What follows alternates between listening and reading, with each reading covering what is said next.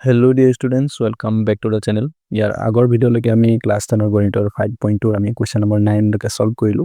আজি আমি question number 10 টো সলভ কৰিম। ওকে, সো ভিডিঅ'টো শেষলৈকে চাই যাবা। আৰু যদি আগৰ ভিডিঅ'বোৰ চোৱা নাই তেতিয়া তোমালোকে চাই লব পাৰা। ওকে ওকে এটা সো আমাৰ কোৱেশ্চন নম্বৰ 10 ত আমাক কি বুলি কৈছে, এটা সমান্তৰ প্ৰকৃতিৰ 17তম পদটো আমাক দিয়া আছে। 17তম পদটো 10তম পদতকৈ 7 ডাঙৰ।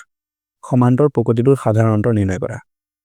ওকে, যেহেতু 17তম পদটো 10তম পদতকৈ 7 ডাঙৰ, তো যেতিয়া আমি ইয়াৰ পাৰ্থক্য ওলাম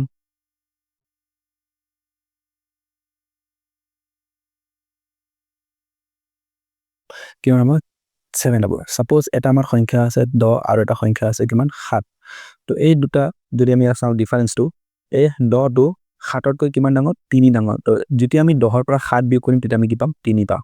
ওকে, তো ইয়াতো আমাৰ কি কৈছে 17তম পদটো 10তম পদতকৈ 7 ডাঙৰ। তো যেতিয়া আমি 17তম পদৰ পৰা 10তম পদটো আমি বিয়োগ কৰিম তেতিয়া আমি কি পাম 7 পাম। ওকে, এটা এই 17তম পদটো আমি কি লিখিব পাৰো, 17তম পদটো লিখিব পাৰো a প্লাস আমি লিখিব পাৰো 16d।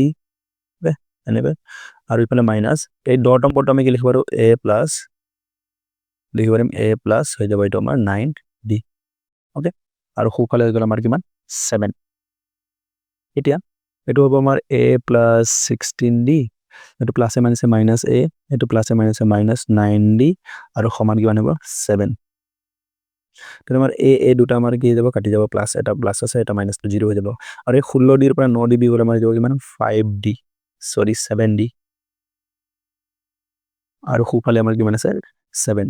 এটা এই 7 টো আমাৰ বাওঁফালে কি হৈ আছে পূৰণ হৈ আছে, সোঁফালে গ'লে হৰড আহি যাব। তো 7 ৰে 7ক কিমান বাৰ কাটিব পাৰো এবাৰ। তো এটাকে d ৰ মান কিমান পালো 1। তো এটাকে আমাৰ কি হৈ যাব সাধাৰণ অন্তৰ, এটাকে সমান্তৰ প্ৰকৃতিটোৰ সাধাৰণ অন্তৰ কিমান হ'ব 1। এটাকে AP2 সাধাৰণ অন্তৰ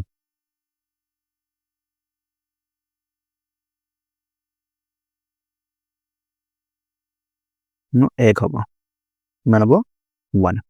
ওকে,